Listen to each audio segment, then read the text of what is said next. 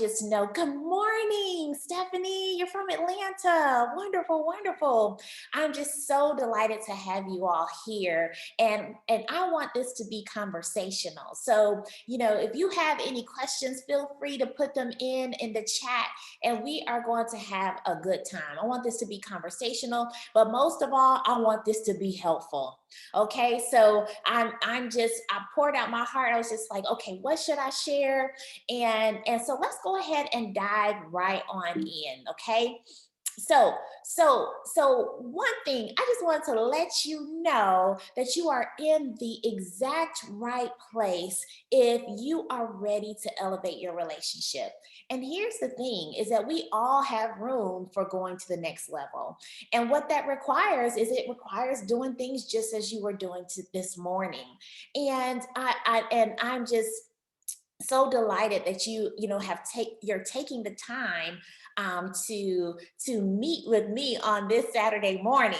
So also too, if you want to change maybe some unhelpful patterns that you are kind of stuck in your relationship, or let's just say you just really want to be proactive with your relationship, I just wanted to remind you this morning that you are in the right place among the right people, right? So, I mean, we're up here on the weekend for Valentine's Day in the morning, and working together on our relationship. So, I am just beyond thrilled to have you all here. Okay. So, now, just to give you an overview of me, you may say, well, I don't know, who is this person who sent me this text or sent me this email?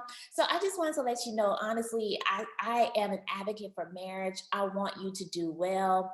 The success of your marriage, it matters to me. How many in the chat does the success of your marriage or your relationship matters to you? Go ahead and raise your hand. Because I'm very honored to have an opportunity to serve families. I'm a marriage and family therapist. I've gone into homes. I've worked with children. I see the importance of having healthy relationships, starting with healthy marriages, healthy intimate relationships. And I'm also a psychology professor. I teach at the University of West Georgia. I'm also a family studies researcher. A lot of my research looks at fatherhood and father involvement and the impact that it has on mental health. I'm also a certified I just have to I guess I have to just kind of get through all this so we can get to the good stuff. In a nutshell, I didn't come out of a corner, okay? In a nutshell, this is an area that I've dedicated over 15 years of my life with my education. I'm also a wife. I'm a mom of two little ones. And so, this is dear to my heart professionally, and it's also dear to my heart personally. And when I tell you that this information, it hits me first, it hits me first. That's exactly where it hits me. It hits me first. So, I just wanted to kind of give you a little bit of background about me before we go ahead and get started. So you guys want to go ahead and move right along? You want to move right along? Say yeah in the chat. Say yeah in the chat. Awesome, awesome, awesome. Just so delighted to have you guys here. So now, what will you learn today? Okay, so at the heart of it, I'm an educator. Yeah, I see Candace says, yeah, wonderful, wonderful. So at the very heart of things, I am an educator.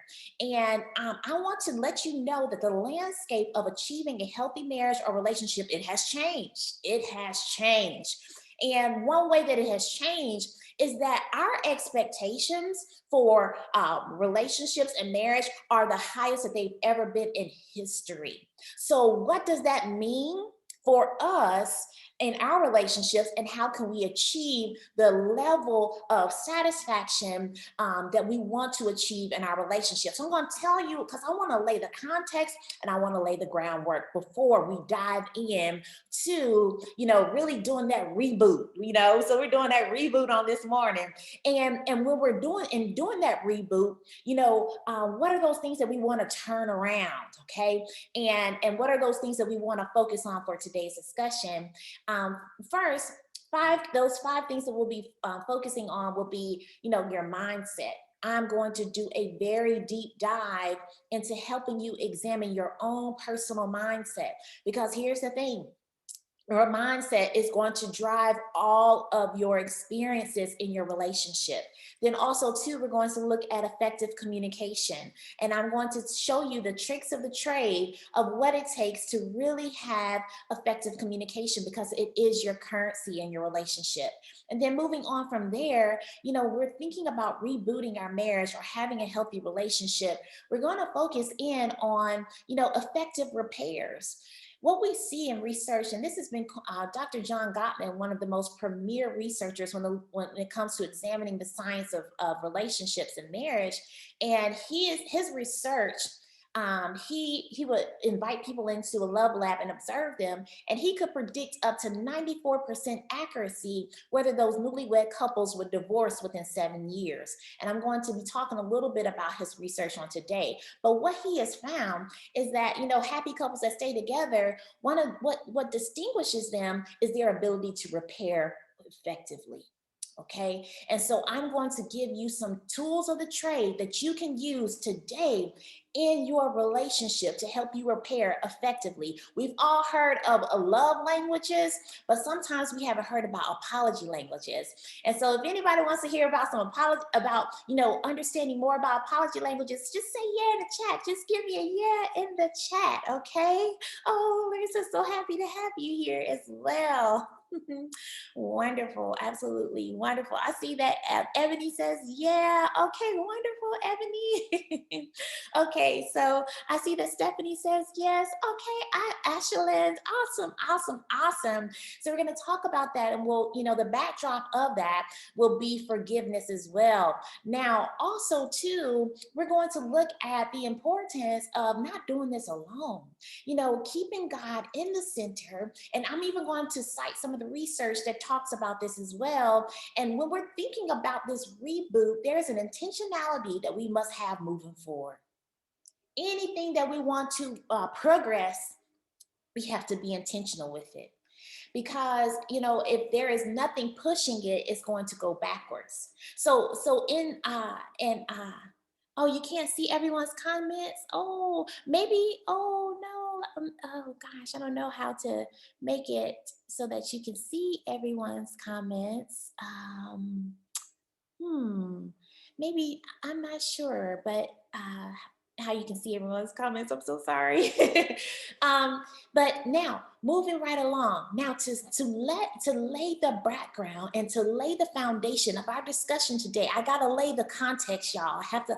Oh, but then also too. I'm getting so excited. I almost forgot. I'm still in my overview. So we'll talk about. Okay, this is good. Just like I'm a therapist, so this is kind of like a session. But it's not about what you do in the session that counts. It's what you do at home. It's you doing your homework. It's you applying this information to your life.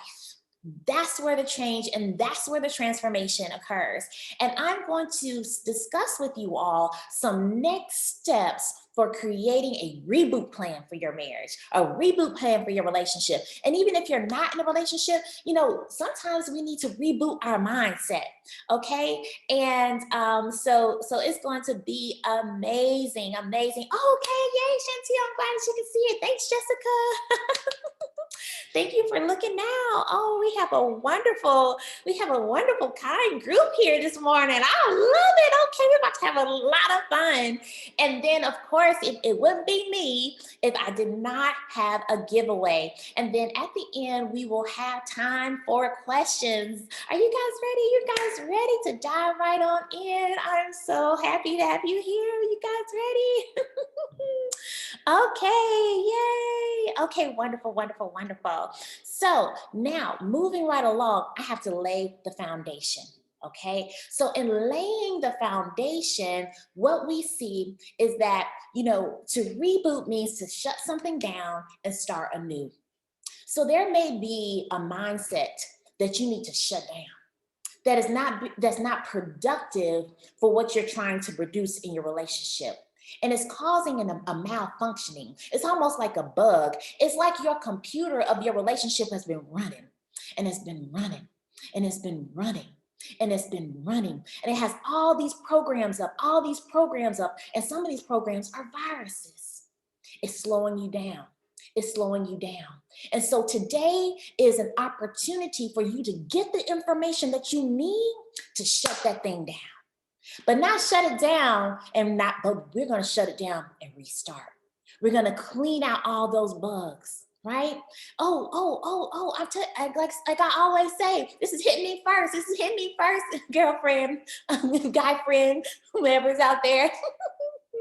Okay, so now I want to lay the backdrop because as I was saying before, achieving a healthy marriage or achieving a healthy relationship is totally different for contemporary couples.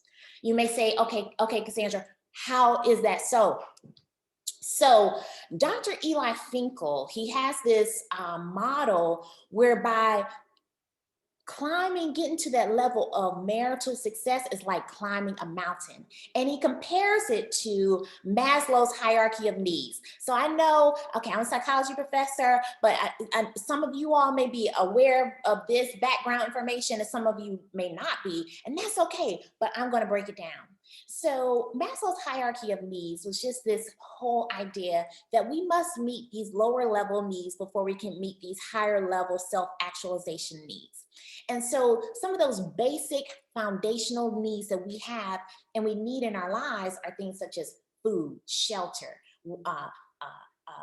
warmth, taking care of our physical bodies, and then moving up to safety, belonging, feeling loved. And the highest needs that we have are for self-actualization, self-expression, personal growth. Now you may say, well, Cassandra, what in the world does this have to do with marriage? What in the world does this have to do with relationships? Here's the thing. We are in an era whereby we have the greatest expectations for marriage and relationships, and we see it as a means of attaining self-actualization. So due to me, I want a partnership that helps me with my personal growth. I want a partnership that helps me be the full expression of who I am. And this expectation that we have for relationships is something that we've never really had before. Not only do we want love, not only do we want those basic needs to be met, but we also want to become our best selves due to this partnership. And the expectations, you all, let me just lay it out here. The expectations that we have for marriage are the highest that they have ever been before in history. Now, you may say, is that a good thing or is that a bad thing? It's neither. However, to achieve this higher level of marital satisfaction takes more work than it ever has. And so that's what I'm going to go into today. So based on Eli Finkel's suffocation model for marriage, looking at Maslow's hierarchy of needs, is that we have these great expectations. We have these things that we want to achieve. However, it's like climbing a mountain. And the oxygen is scarce at the top of the mountain. So it means it matters more. However, sometimes the effort that we give is not it doesn't compare to our expectations. And sometimes our expectations smother us because we are not putting forth the intentionality, we're not putting forth the work. But what serves as oxygen to get to that higher level is time and effort and relationship skills. So back in about the 1800s, you all, so back in the day, the 1800s, people got married because they needed food, they needed shelter. Marriages were pragmatic. Nowadays, we want a little bit more than food. We want a little bit more than clothes. For the most part, I can do that by myself, okay? Now, also too, so then we graduated as a culture. Oh, I'm glad you enjoyed this, Candace. So now we've graduated as a culture. And then we went to the more love-based, the more companionate type of marriage. So now people are just like, okay, I'm not just going to get married for pragmatic needs. I need to be at least in love with somebody to get married. And then From there, not only do we have this belief that we need to be in love, but we also have this belief that I need you to help me reach my self-actualization goals. Because I'm connected to you, I need to grow personally. Because I'm connected to you, I need to become my best self. And this is the highest level of expectations that we've ever had for marriage historically. So what that means is that it's going to take some effort to climb that mountain. And you guys are doing the work. You're doing the work to climb the mountain, being on this call this morning. Yes, you are. So thank you so much. Yes. So here's the thing. Another backdrop before we dive into these 5 things is that there are 2 different kind of philosophies. I'm kind of starting to dig into the mindset behind marriage, okay, and relationships. And so there are 2 different running philosophies from Dr. Eli Finkel's All or Nothing Marriage book, and it's all research based. He's at Northwestern University. When I tell you he's a powerhouse, he's a powerhouse. So there's this difference between the happiness-based mindset and model of marriage and then the meanings-based. And the happiness-based idea is that it's focused on pleasure. It's focused on building your own self-esteem. It's the belief that it's almost that belief that if I marry the right person, it's not going to be hard. A healthy relationship or a healthy marriage doesn't require extensive endurance and forbearance. Think about climbing that mountain. That climbing that mountain is going to require you're gonna get tired. It's gonna hurt sometimes, but you forbear. You go through it. You endure. But the happiness-based model thinks, hey, it doesn't take all that. And then also, too, the marital and personal fulfillment are at odds, really long term, that you can really only have one. That marital success and fulfillment is really at odds with personal success and fulfillment. That's what's behind the happiness-based model. However, the meanings-based model is not just merely focused on pleasure, but is focused on meaning. I'm building something of significance. And not only is it just, it's not really just focused on, okay, my self-esteem, but self-expression. And this belief system is focused on the idea that a healthy marriage can require extensive endurance and forbearance. They understand that getting up that mountain is going to take a lot of work. They understand that getting up that mountain of marital success is going to take some forbearance. And they do not see marital and personal fulfillment as incompatible. They see them as compatible long term. Okay? That you can have both. And that's what I'm here to remind you. You can have both. A healthy relationship and you can be that powerhouse boss or what have you. All right. Now, but here's the thing is that it takes knowledge and a skill set to climb the mountain of marital success. Okay, so can anybody in the chat, are you ready to figure out a little bit more about, what is the latest knowledge and the latest skill set information that can help you climb that mountain? How many of you guys want to climb that mountain? Can you say yeah in the chat? How many of you guys want to get there? You want to climb that mountain? Okay, Ebony said we're ready. Larissa said we're ready. Yay! Jessica said yes. Love your energy. Oh, thank you so much, Jessica. I'm delighted to have you. Oh, Daisy said yee. Chantel said amen. I'm ready. Ooh, ooh, ooh. Ashlyn said I'm ready. This is Ashlyn's husband. Okay, Candace. Woohoo! Okay, let's go. Let's go. Let's go. Let's go. Let's go. Let's go.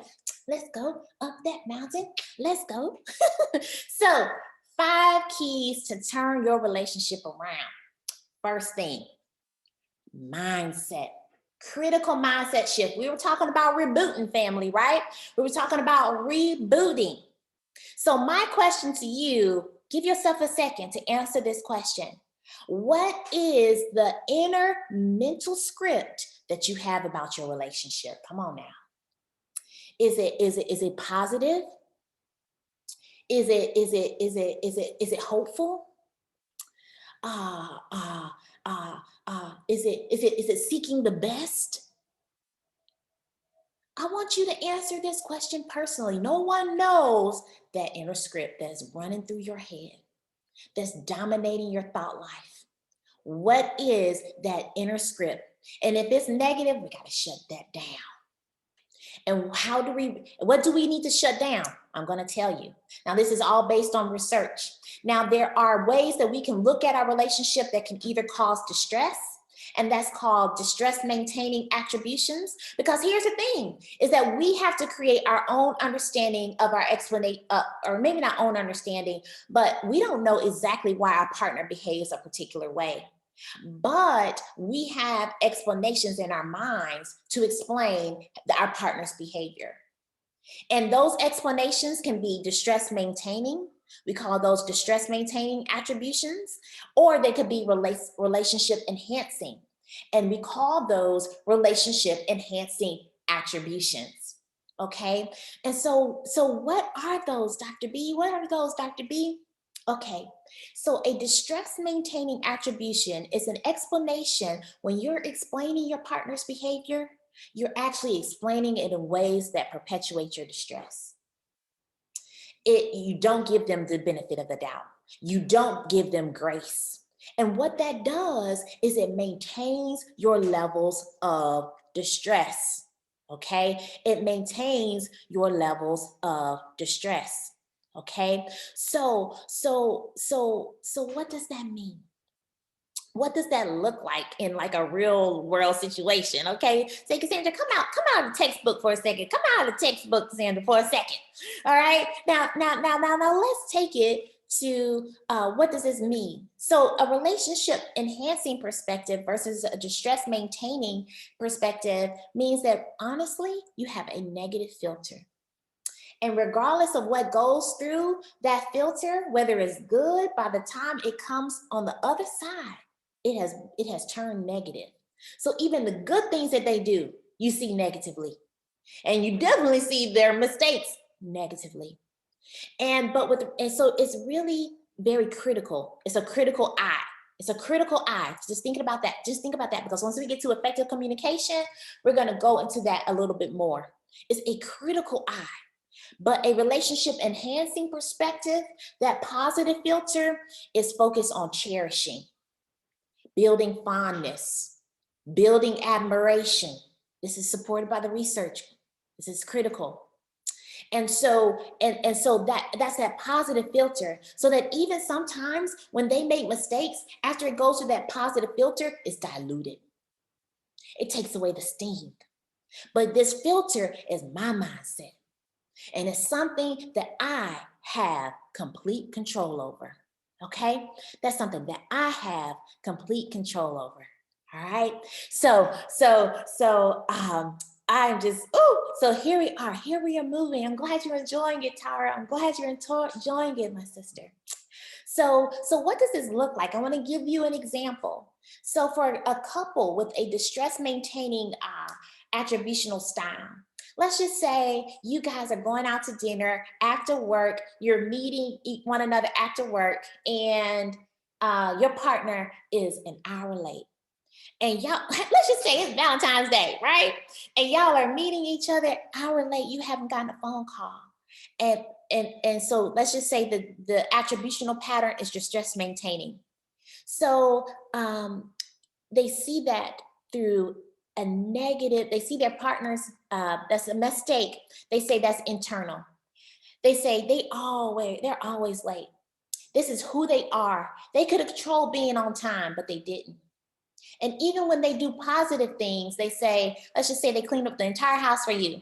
Well, they only cleaned up because their mom's coming over. It's external. It's not stable. They don't do this all the time. And this was beyond their control. But that's their mindset, family. That is their mindset.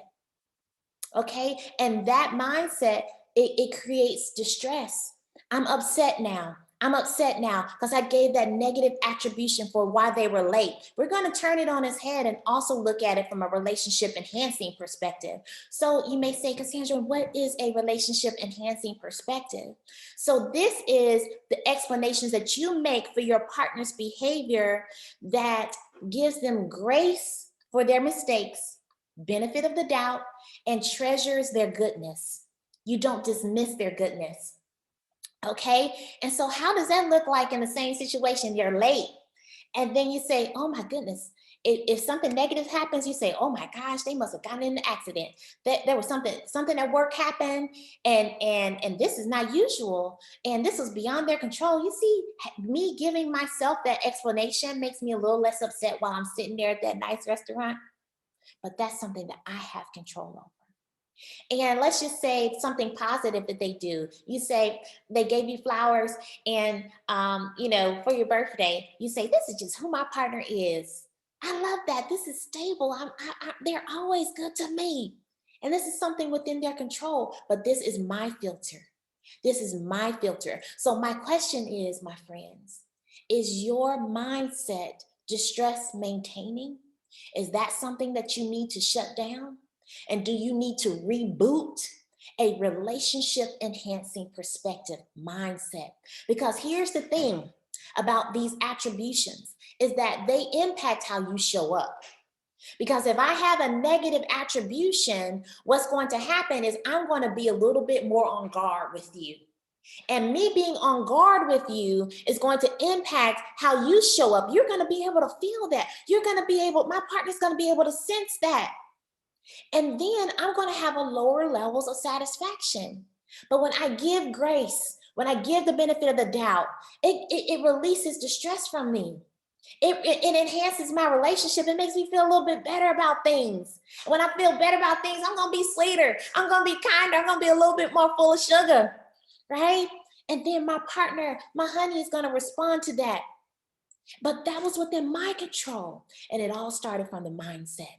So because here's the thing is if negative scripts remain dominant, we can even get new actors and the scene will still be the same. It starts with us, my friends. It starts with us. So, okay, move right along. Okay, so now, oh my gosh. Okay, so I literally teach classes upon classes on communication. I'm going to give you the juice today, okay? Anybody want some juice today? Anybody want some juice, something you can use before, you can go home to? Okay, so I am beyond thrilled. So with effective communication, my friends, communication is your currency. It is what you use to address every situation in your relationship. If you need to talk about your finances, you got to talk about them. If you need to, talk about your sex life, you have to talk about it. And so communication, and here's the thing, class. I'm so sorry. I'm so used to teaching. So you may hear me say class from time to time. But, the thing about communication is about 52% of our communication stems from our body language, our nonverbals. So you may think that head nod or eye roll isn't affecting anyone. It's infusing the culture of your relationship.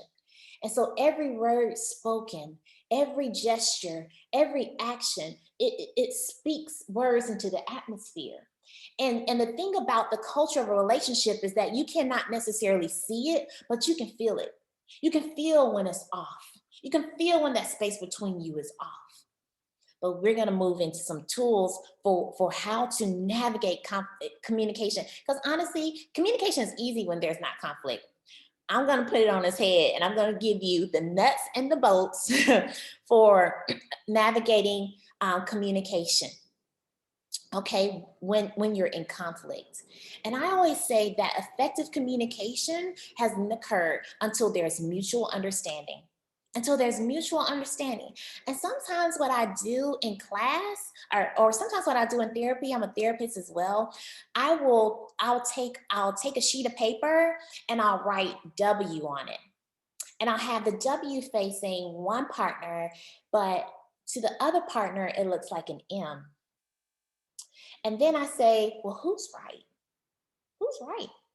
Who's right? What do you guys think? Who's right? They're both right. But I need you to get to the understanding that they see it differently and that doesn't make them wrong. And even though I don't see it the same way that you see it, I understand where you're coming from. Okay, family? Okay, so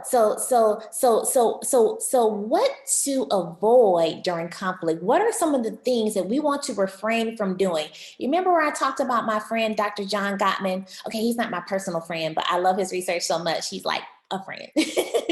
So, Dr. John Gottman, what he found when he would invite those couples in and he would observe them in his love lab, he also, it looked like it was very naturalistic setting. So it looked like a regular apartment, but they were taking their cortisol, which is a chemical that tells, it's a stress chemical, stress hormone.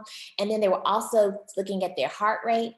And what he found for those couples who were headed toward divorce, he found these four behaviors.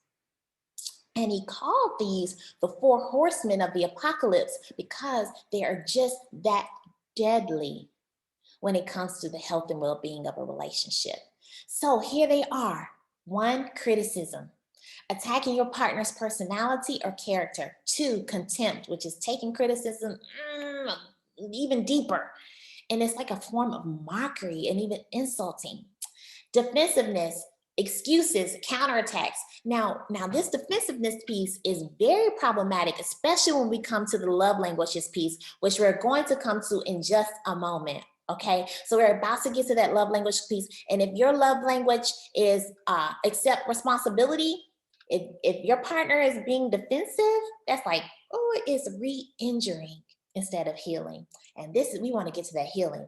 And then stonewalling is when that person completely withdraws and shuts down and does not engage. But here's the thing that's really interesting about this person who stonewalls, family, is that the person who stonewalls, they actually,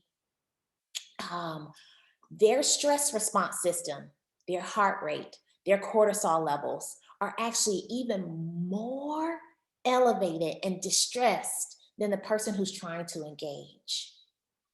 And so trying to like hold it all together, not say anything at all, on the inside, you're boiling. Literally, you're boiling. And it's very problematic for your health and well-being. We're thinking about the biophysiological effects of it. But we're here for healing, family. We're here for some healing this morning.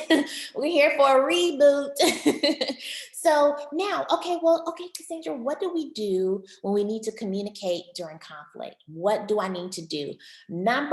Step number one is if you are at 100, you need to be aware of that.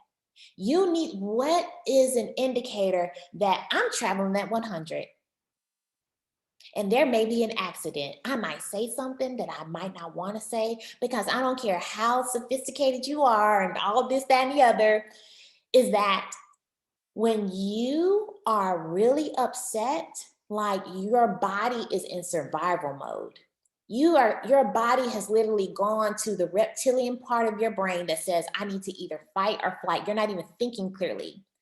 And the part of your brain, the prefrontal cortex, that is in control of rational thought, it actually shuts down because your body says, this is dangerous. I need to either flee this situation or I need to engage. And when I say engage, I need to put them up, probably emotionally or through my words, right? And the reality, 9 times out of 10, we are not going to respond in an effective way when we're at that point. So the very, very first step to effective communication is to recognize that I'm at 100 and I'm in survival mode. And my body says, just like the same response that we would have like historically, if we were out in the woods with some lions, tigers, and bears, what your body would do, that's what your body is doing. So I need your body to calm down. And so we need to first, what are for you, what is it? Write it down. I hope you guys are maybe taking some notes. Right? What are your indicators? Is it you can't think clearly? Is it your palms get sweaty? Is it you start to hear your heart starts racing? You can't hardly breathe? What is it? When you're at 100, you need to find out. I'm there. I'm traveling at 100. I'm traveling at 100. It's not safe. It's not safe for me to engage right now. Now, that's the first step. I'm there. I'm at 100. And here's the piece, and this is a hard piece to do. And the second part is to take a break and cool down, okay? Because I want your brain to be able to re-engage with the prefrontal cortex that's in control of rational thought. And you need to breathe. All those things that your mom told you when you were 5, she was backed up with science. Yes, she was. Your kindergarten teacher backed up with science. Okay, so you can calm yourself down. All right. And take a break, whether it's going for a walk, whether you need to listen to music, but don't table it long term. Don't table it. I say, it doesn't take your body that long to calm down. Okay, it doesn't. And definitely do not table a conversation more than a day or so. That would just be my recommendation. You want to get to it. You don't want it to fester, because if it just sits there and festers, it can grow into bitterness and resentment. And I would have to do a whole nother class on that. So really take that break, calm down, so that you're not feeling like you're out there fighting a lion or a tiger or a bear. No, this is your partner. This is your loved one. This is your boo, or this is your friend. This is your sister. This is whomever. This works regardless of the context, my friends. It works regardless of the relationship context. Now, step number 3, identify the underlying softer emotion, because this is the beautiful piece of it. Okay, I'm starting to introduce the connection piece despite the conflict. Because when you're at 100, the other person is not going to probably want to engage with you. And if they do, it's probably going to be like, okay, I got to defend myself emotionally. Okay. But this is the gateway to connection. This step here, step number 3, identify the underlying softer emotion that may have driven your more intense emotion, because that's what you're going to communicate. Yeah, I was angry, I was frustrated, but you know what? I was actually sad. Yeah, I was actually really afraid. Yeah. And when I can communicate that, that's going to be more likely to engender compassion, my friends. That's going to engender compassion. Okay. Now, so here's the other piece. Now, this is going to be, this is hard one. To step outside of your shoes and into your partner's perspective. But it's worth it, because you're experiencing this conflict. And when we're hurt, we really zero in on our own experience. But your partner's also experiencing something too. And step into their shoes just for a moment. See their humanity for just a moment. Okay, it's going to help us get to that mutual understanding, seeing that, okay, I see the M, but I could actually see how they see a W here. It's going to be helpful for the mutual understanding. And then the last step is to express what you would like to see instead. And I always say, use a stroke before you kick method. So speak to their good first. Don't just come out there laying it out. Boom, boom, boom, boom, boom. Okay, I got a case against you, A, B, C, and D. I got a bone to pick. Defense walls go up. And what we want to do is we want to disarm our partners. We want to reduce those defenses. And the way to do that is to talk about from I statements. So, and do it like a reporter. I always say, speak to the good first. Speak to the good first. And then, what are they doing well? And then what it was, and do it like a reporter. What happened? X is what happened, when it happened, and then how did it make you feel? How did it make you feel, my friends? And then show them what you would like to see instead. See, this is a walk. This is a walk. I'm teaching you how to love me. And I'm teaching you what I would like to see instead. This is I say. She said, okay, Candace, I'm stepping all over your toes. I have to turn my lawyer off. Yes, ma'am. Yes, ma'am. Because here's the thing, we can have it, because a lot of us, I know a lot of you all are bosses out there. Bosses doing amazing, wonderful work. But sometimes we have to kind of take some of those hats off. when we get home. So you can do it. And you know whose else's toes I'm stepping on? I'm stepping on my own toes. I'm in this right here with you, my friends. I'm in here right here with you. Okay, so but what happens when things go wrong? You may say, Cassandra, okay, this is good, but but but what about when there was a mistake? And what about when there was what do we do then? We do the third step of the reboot process, which is apologize in the right way. Now, forgiveness is so key. And I always say that forgiveness is a choice. There's research that's showing that how forgiveness like helps with your immune capacity, how unforgiveness actually promotes pain in your body, makes you more likely to get colds and sick and things of that nature. So honestly, we cannot afford unforgiveness. But here's the thing about forgiveness. Forgiveness does not mean that the infraction was not egregious, that it takes away the anything of that nature, but it's a choice, and it's a choice that we make for ourselves to release ourselves of the negative emotion that we are still harboring, because that negative emotion is what turns against our bodies. And research shows that. If you're interested, look at some of the work that is being done at the University of Tennessee. Look at their forgiveness study. Okay, I think it's still going on to this day. But I want to dive into the 5 apology languages, because I heard in the beginning of our talk this morning, you're like, yeah, Cassandra, give me some more of that 5 apology languages. Okay, so we're gonna dive in, and I want you to think about, okay, which one resonates with me? Now, here's the thing about these apology languages is that you can take the test for free. Just Google 5 apology languages. You take it and let your partner take it. Critical information. Remember how it says climbing that, getting to marital success is like climbing a mountain? This is a very critical skill set and knowledge set to have for climbing that mountain. You want to know this. So the first apology language is expressing regret. This is actually my apology language. All I need for you to say is like, I'm really, really sorry. And I need it to be genuine. And I need you to express regret for the emotional pain that was caused. I need you to say, oh my gosh, I'm so sorry I did that. Oh my gosh, I hurt you. I see that I hurt you. I see that hurt you. I'm so sorry, man. My goodness, I wish I didn't do that. That's all I need, honestly. but hey, that's my apology language. I don't know what yours is, but I want you to find it out. Please, and your partners. Now, that's one apology language. All right. Now, the second apology language is accepting responsibility, family. Yes, it is. This is a free test, family.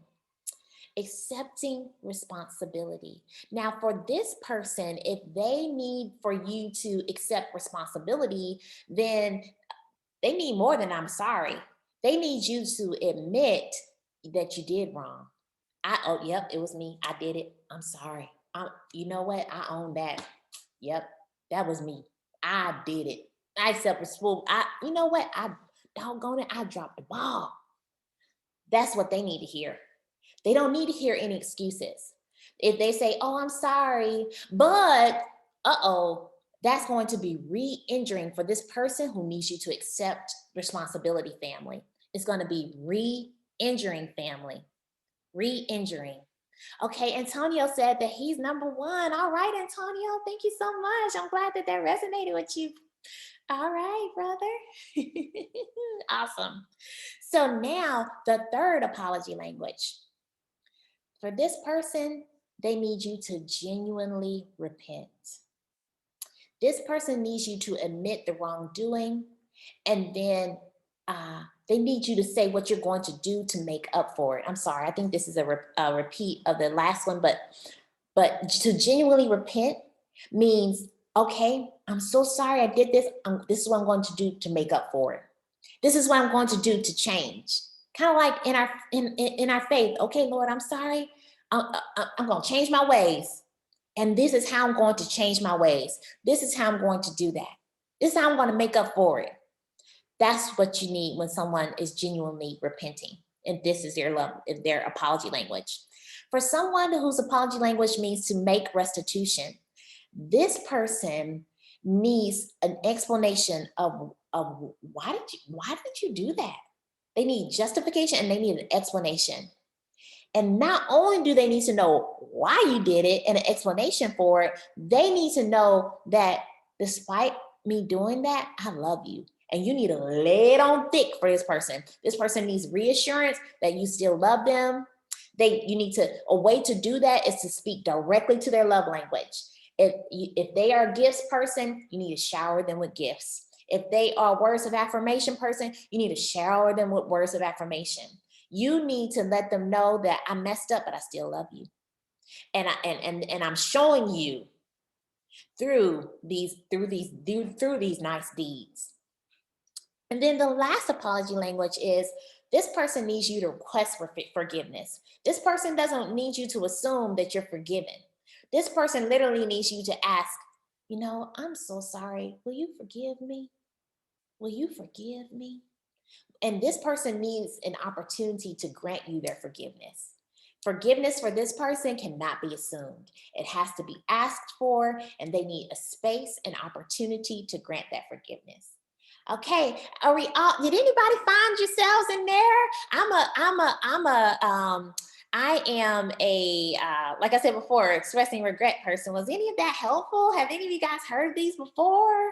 I hope that it was helpful. Hope that it was helpful. That's what today is all about, family. That's what today is all about. Okay, so now I always say, don't travel this. Let's see here. Yes, so helpful. Oh, so happy, Larissa. So grateful to hear that.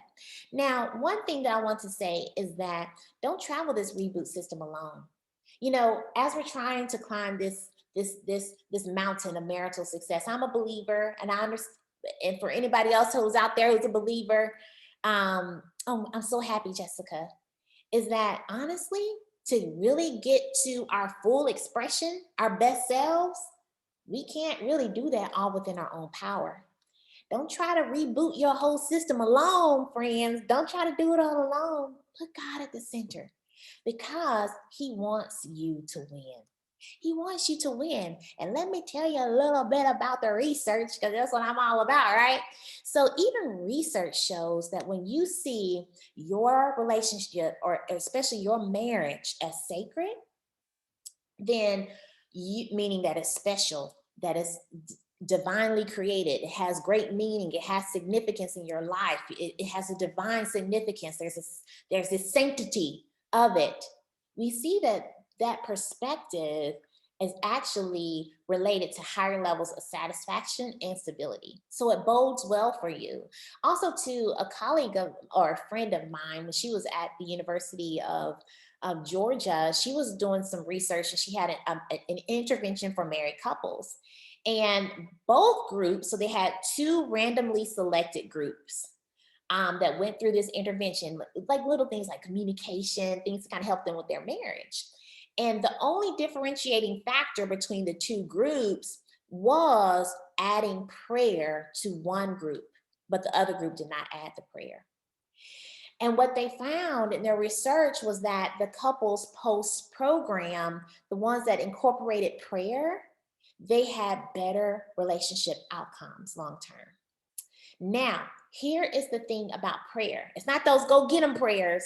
It's that, those supportive prayers. Not like, God, you see what they're doing, go get them. No, but just kind of like those very supportive prayers. I'm on the same team type of prayers.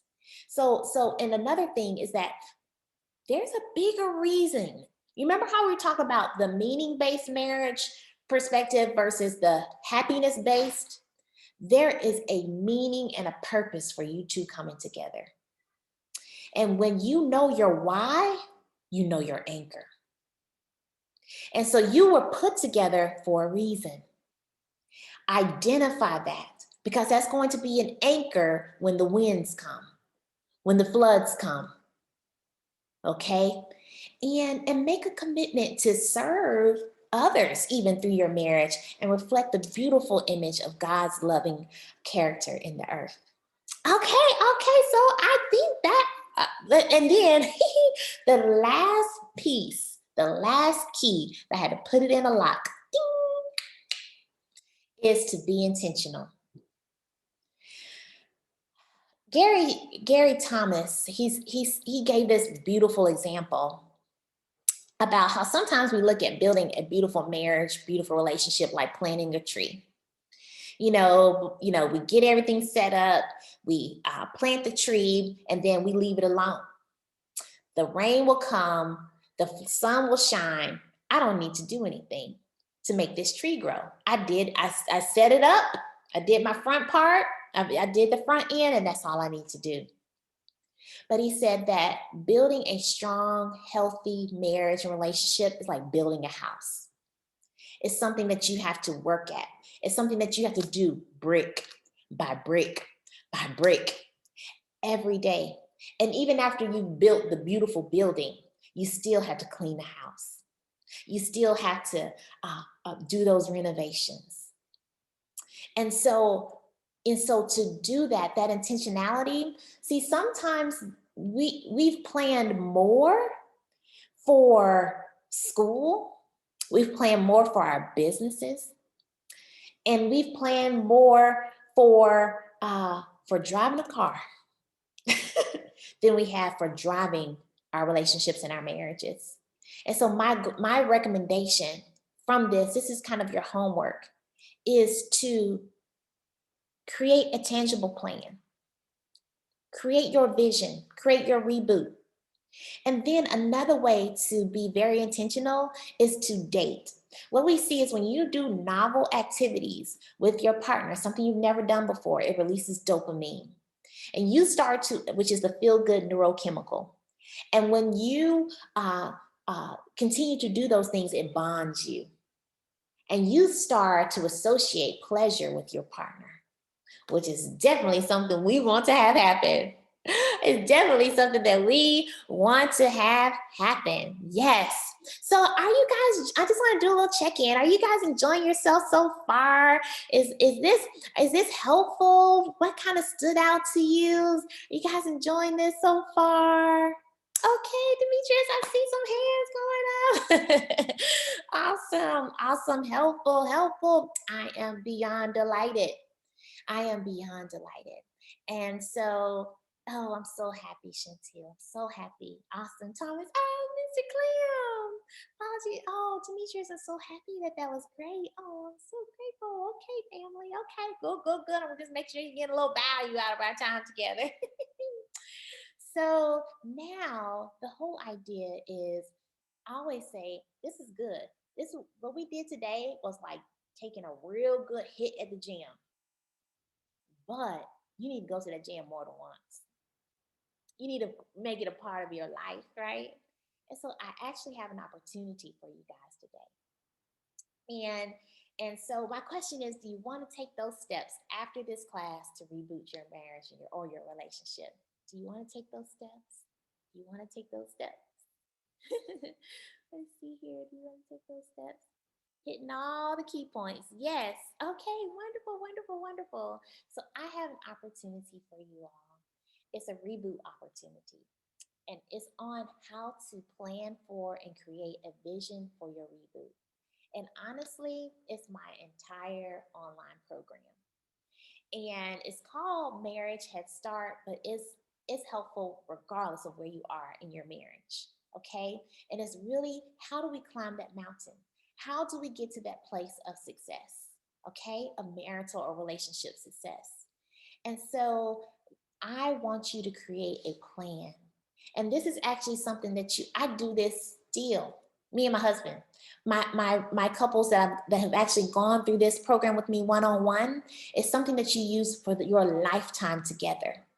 And it's a quarterly planning system, a yearly planning system, and then also 5-year projections. And I teach you how to literally create a plan for your marriage or your relationship. What is your vision? What is your mission? And it has 6 so just like I was doing today, I have 6 of those trainings in this program. Very, very fun. All the templates for you. You can have them forever. And it's 6 modules. And so the first module is really defining what marital success is for you, because what it is for you may not be what it is for another person. And so you define that. And you do that, you'll create your vision statement for your marriage. If you do not have a vision statement for your marriage, you need one. Your mission statement. And then you'll also, what is the big long-term goal? I have a beautiful activity where I have you think about your 50th wedding anniversary. And what do you want people to say at your anniversary party? What do you want your children to say about what they learned about marriage from you? The second module is teach me how to love you. Just like we went really into depth, you're going to go into depth with your love languages, teaching you how to love one another. And then in your relationships and your marriages, you are making some of the most important decisions of your life together. What are some proven principles to help you do that? And then I go into the big 10 areas of your relationship that need a plan. And then the 5th module, I actually show you the planning system. It's actually an entire system. And then we set you up for the lifetime. What does this look like for planning for your lifetime together? It is absolutely amazing. And I go into it all. I tell you, I go into communication, finances.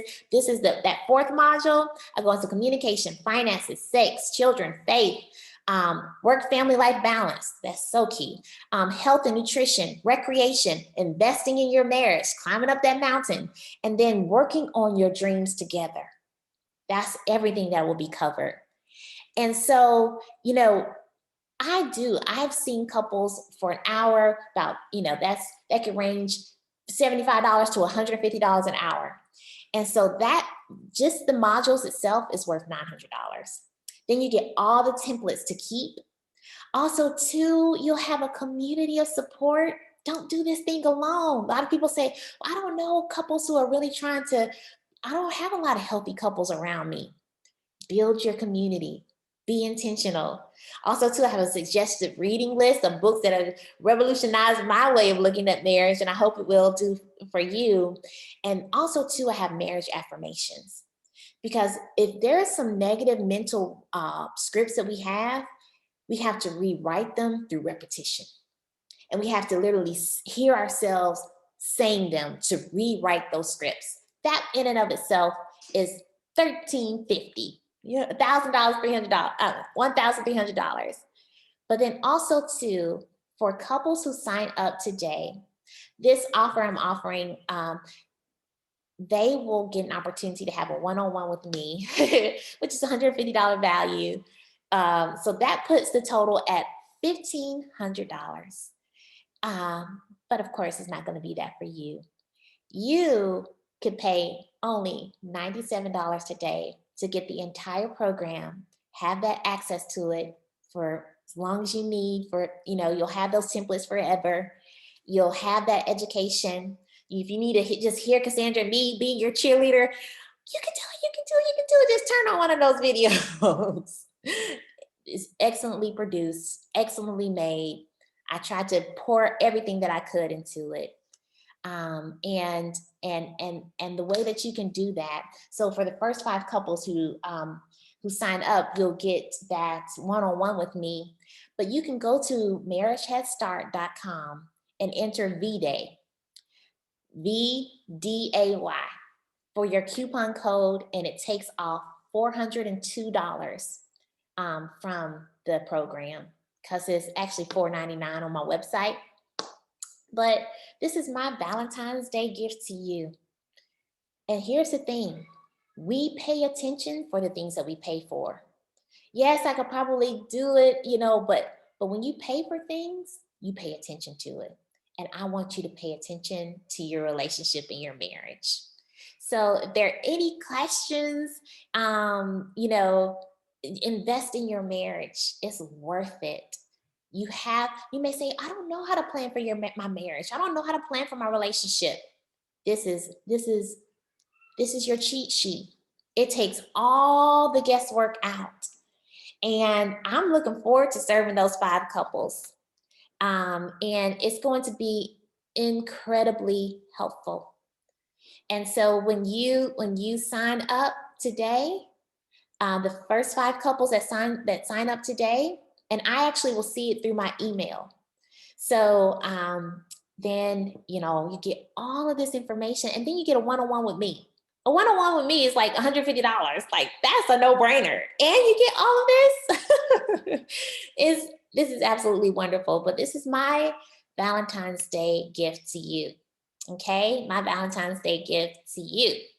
Now, I also have a free gift as well.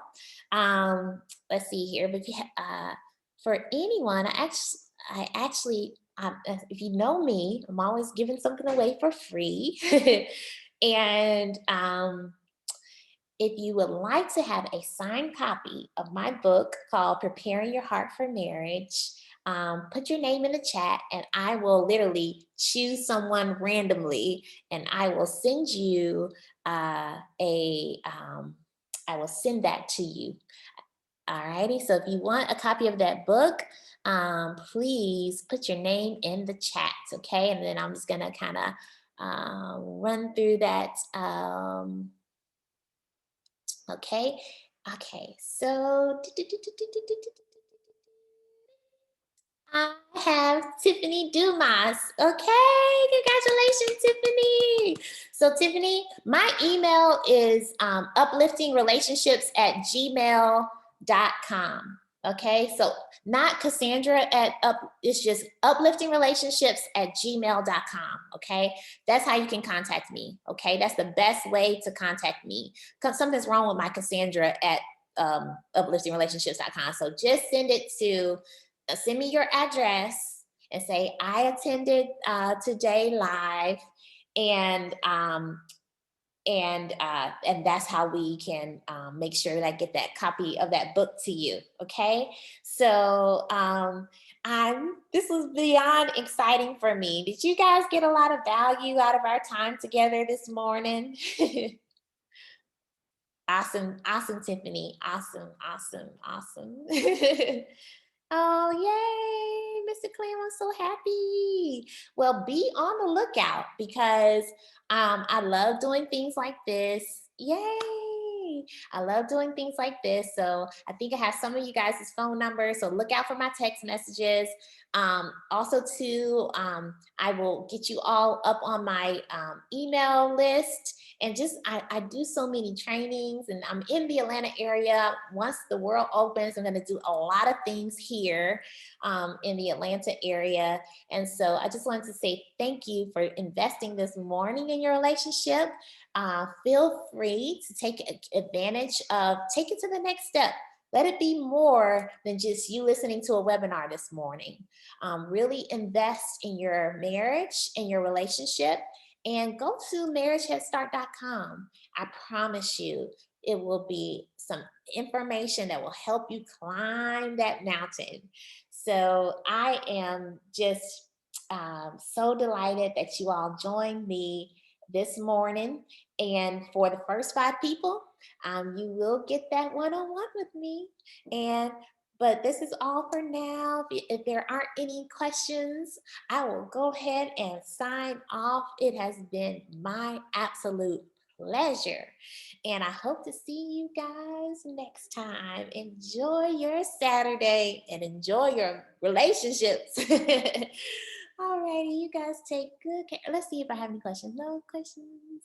There may be, no questions, I don't think. Okay, my pleasure. You guys take good care. It was so nice having you guys this afternoon. Bye-bye.